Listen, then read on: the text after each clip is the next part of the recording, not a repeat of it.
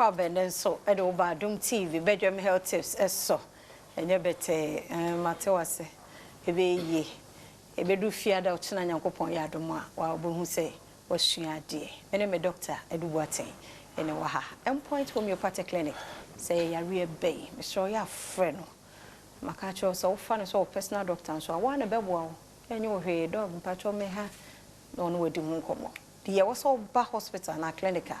mo afro mo atimi aba oti adwam na wotwe mu nyina ne ye kasafa chest pains ehu ti wo experience sai bia medofo ntena ho ma ne nye kese ansa ene ya wate ho asemi na otu ho anamo dog ye nase ye mo akwaba wada wo ma ye hwe signs and symptoms ni biem se we no podi the signs and symptoms ni kura bebre wakeka yo na wotwe nyina di nkomo afa eboyade ho ana bo a ye ya ena yakase ye bo no ma bebiri organs bebiri ne wo ho yakoma wo ho yaharawa wo ho ye gastrointestinal organs wo ye muscles nerves ni nyina bi wo ho ye minimu ye esophagus no project eba ho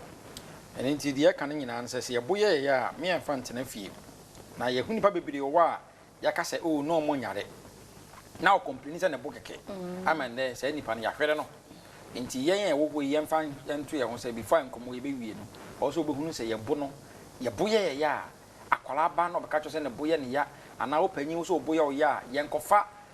cream bia hye emfa nkofa ye bo massage o massage wie no ana wagina o cream wasebe na me sen no da bi ebu ha ne firi wakoma ne firi akoma no kora no a ye o yade bebre wa etim ba akoma no ho emre ntie ntim obo ye ntim cheche ni nyina mu angina wo ho heart attack wo ho pericarditis wo ho cardiomyopathy wo ho ni nyina no e yakoma yade a eni betima bo akoma no ho obu wo so ne firi gastrointestinal organs eno no obi wo ha ne firi esophagitis the minimum no ne esophagus na inflamed obu ha ne firi acid reflux ana esophageal reflux disease ene this ade na ba obi wo ha na ne de no so no na firi bia gastritis that's just inflammation of the gastric organs eno na de aba obi wo ha na ne de no so e bia firi ni pancreas na you can say pancreatitis ana pancreatitis eno so etimi kofa ba obu a na fi ne gallstones na ana se ne gallbladder no na bia stones bia ya de bia kan say gallstones ena de ekofa asa de ne ba ye eno so etimi ma obu eye wo ya obu so na fi wo lungs ene ye kan ye say eno so fi wo lungs eno so a eno so pneumonia etimi de ba asthma etimi de ba viral bronchitis etimi de ba ana sa yade ye a ehu kase tuberculosis and so cross so etimi yes and no cross etimi kofa one of the signs etimi kofa ba yes and so quite etimi ekofa ba apart from that no so obi okra na fi ne muscles no ana ne nerves no na se fi muscles no a obi ho na injury e na akofa ba ana so obi okra na rib cage no a ebo ya ribs na ebo ya kuma no ban ni sa no ma no ana so those vital organs no ban no obi ho na injury abem and so etimi etimi ekofaba we mu nyina etimi kofa yi ba na mom science ye betima sa daddy yade bia se ye efi wakoma no ena de e ma obo ye oya obo se obo no eye wo ya ohumi ensi so wakoma bobo peri we bebi kakra na wabre wona asekora betimi atatai se fi wo lungs no ena e ma obo aya wo ya bo so bobo wa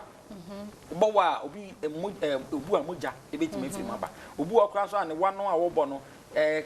flames no timi ye green obi de etimi ye yellowish so ho ene so etimi kofaba se firi nipa no eyam so a ne boya ne ya no mo se ohome a ensi so na odidi a indigestion na okesu na obelche na wonya hiccups so ho na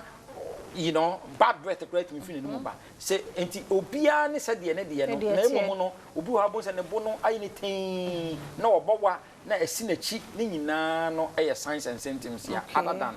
what chest pains enti bia ne symptoms ya e be than ho edi eti say ade bi ha obia no endpoint to be particular clinic say stroke no mfante na fie